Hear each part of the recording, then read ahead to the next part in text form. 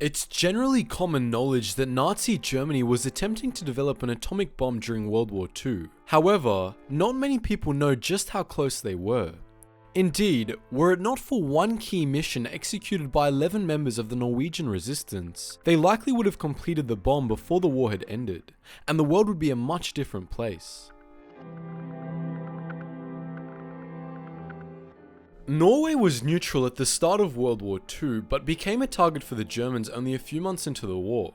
In April of 1940, the Nazis invaded Norway and captured it through a month of fighting. The Nazis saw the Norwegians as part of their so-called master race, and had intended to use Norway as a sort of last stronghold if the war went badly. As a result, many important facilities were built there. However, the Norwegians resisted, and from the start of the occupation to its end in 1945, they dealt Hitler many setbacks.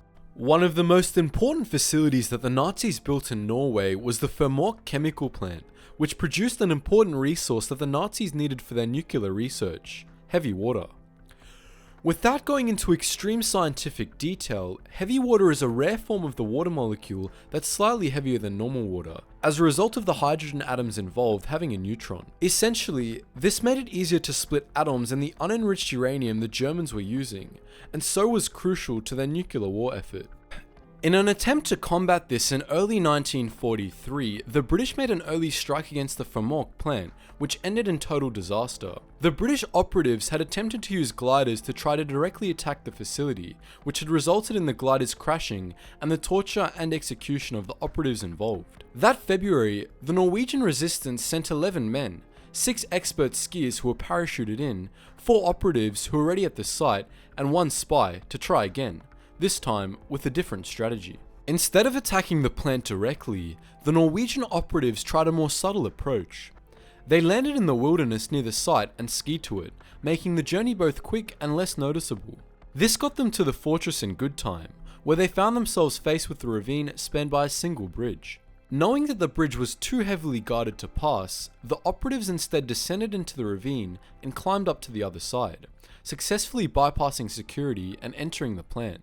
Using a map created by resistance operatives, the Norwegians made it to the heavy water room, planted explosives, and made themselves scarce. When the bombs exploded, the operatives got out undetected and escaped into neutral Sweden. While the Germans eventually repaired the facility and continued the production of heavy water, the attack had set them back by months, sufficient to deprive Hitler of the bomb long enough for the Soviets to capture Berlin.